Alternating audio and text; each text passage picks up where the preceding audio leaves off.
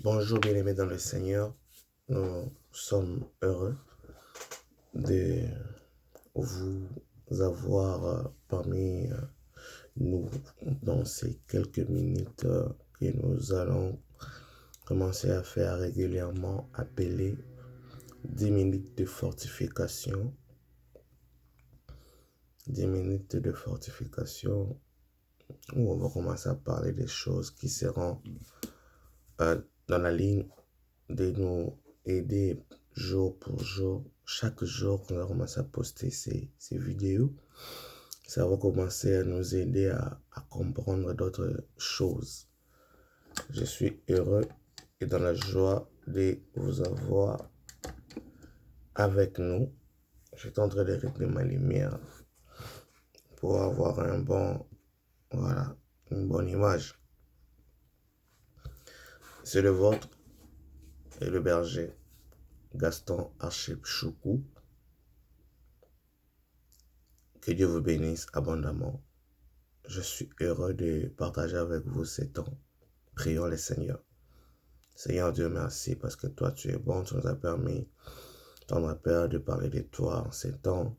Nous voulons que Dieu, que ce moment impacte la vie de mon frère et de ma soeur. Au nom de Jésus-Christ. Amen. 10 minutes de fortification, 2 minutes d'encouragement, 10 minutes de prise de conscience. Voilà, 10 minutes de fortification et de prise de conscience. Nous allons parler de quelque chose rapidement pendant ces 10 minutes.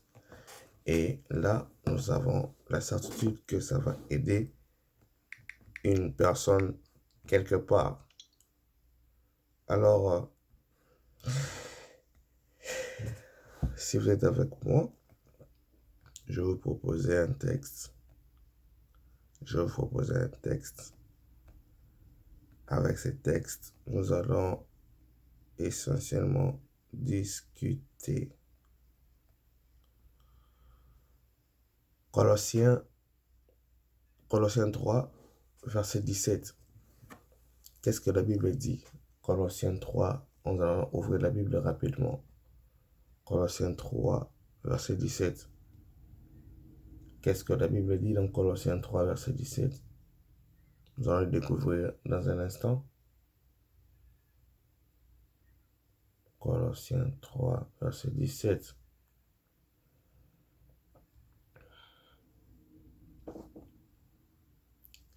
Et quoi que vous fassiez en parole ou en œuvre, faites tout au nom du Seigneur Jésus, rendant par lui des actions de grâce à Dieu le Père. Nous allons parler pendant ces quelques minutes. Jésus-Christ est Seigneur. Jésus-Christ est Seigneur. C'est une phrase que nous avons l'habitude d'écouter ça et là. Jésus-Christ est Seigneur. Jésus-Christ est Seigneur. Quand nous disons Jésus-Christ est Seigneur, qu'est-ce que cela veut dire exactement? Cela veut dire Jésus-Christ est maître. Jésus-Christ est maître parce que le mot Seigneur, cela veut dire maître d'un endroit, maître des lieux, maître d'un domaine, maître d'un territoire. Quand je dis Jésus-Christ est Seigneur, je voulais dire Jésus-Christ est maître d'un domaine, territoire quelconque. Je suis en train de, par la grâce de Dieu, développer ces textes. Mais en ce temps, je m'aimerais donner juste quelques points qui vont aider une personne, les fortifier, l'encourager, donner une prise de conscience. Jésus-Christ est Seigneur. C'est pas un slogan. Nous devons vraiment l'intérioriser en nous et en parler avec beaucoup de conscience que Jésus-Christ est Seigneur. Jésus-Christ est Seigneur, exactement, il est Seigneur. Il est Seigneur de toutes choses. Il est Seigneur de la vie. Il est Seigneur de la vie. Il est Seigneur. Jésus-Christ est Seigneur de la vie.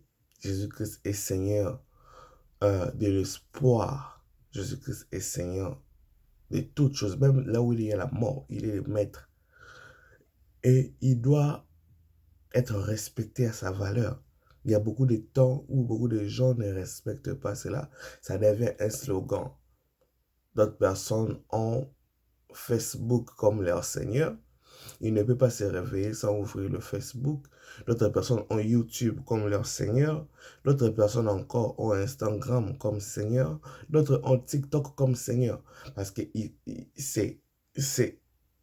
ces applications dominent sur leur vie. Dominent sur leur vie. Et ils disent que Jésus est Seigneur, mais en réalité, ils ne respectent pas la Seigneurie de Jésus-Christ. Ils disent que Jésus-Christ est maître, mais en réalité, ils ne respectent pas c'est quoi ce que les aléas que Jésus-Christ demande afin qu'il règne réellement dans la vie d'une personne. Quand Jésus-Christ est Seigneur, normalement, il doit régner, il doit prendre possession. Oui, parce qu'il est le propriétaire du terrain et il doit prendre possession, mais il y a beaucoup de gens qui disent que Jésus-Christ est Seigneur, mais en réalité, dans leur vie, Jésus-Christ n'a pas d'effet. Le pasteur Roland Dallot, l'apôtre Roland Dallot, il dit ce que son pasteur Jacques-André Verneau disait. Le pasteur Roland Dallot dit, je cite ce que le pasteur Verneau disait, si Jésus-Christ n'est pas le maître de tout, il n'est pas maître du tout. Si Jésus-Christ n'est pas le Seigneur de tout, il n'est pas Seigneur du tout. Si Jésus-Christ n'est pas maître de tout, il n'est pas maître du tout. Si Jésus-Christ n'est pas Seigneur de tout, il n'est pas Seigneur du tout. Cela veut dire quoi? Si Jésus n'est pas Seigneur de tes émotions, il n'est pas maître de tes envies, il n'est pas maître, même quand tu t'habilles, Jésus-Christ n'est pas Seigneur.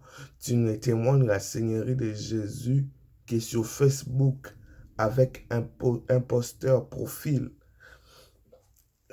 C'est seulement dans ces moments-là de publication pour que les gens ils te voient et que tu déclares que Jésus-Christ est Seigneur.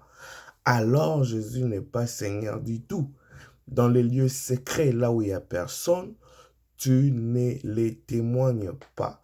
Dans le lieu public, là où tu dois le témoigner, tu ne fais pas. Ce que tu fais en secret est différent de ce que tu fais en public. Et tu témoignes de la Seigneurie de Jésus-Christ. Sur quel point? Seigneur Jésus est maître, oui, mais quand et où? Le pasteur Roland Dallot dit ce que le pasteur Verneau disait. Si Jésus-Christ n'est pas Seigneur de tout, il n'est pas Seigneur du tout. Bien-aimé, on a acheté ce matin, ce soir, je ne sais pas en quel temps tu vas me suivre. J'aimerais te dire seulement une chose. Quand tu dis Jésus-Christ est Seigneur, est-ce qu'il est vraiment Seigneur de ta vie?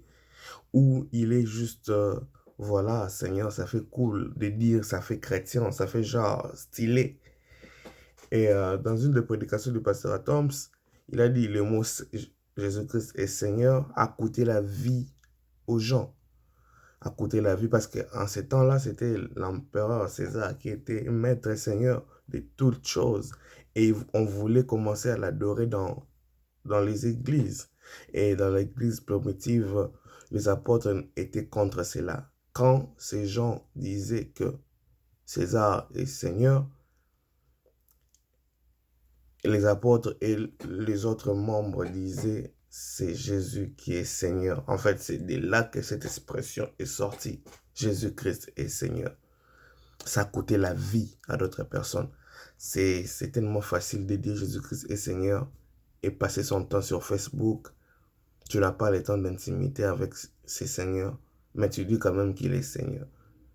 Nous devons revoir nos motivations dans la vie spirituelle chrétienne et surtout quand nous disons Jésus-Christ est Seigneur, est-ce que sa seigneurie est vraiment totale ou elle est juste, ça fait cool, ça fait classe.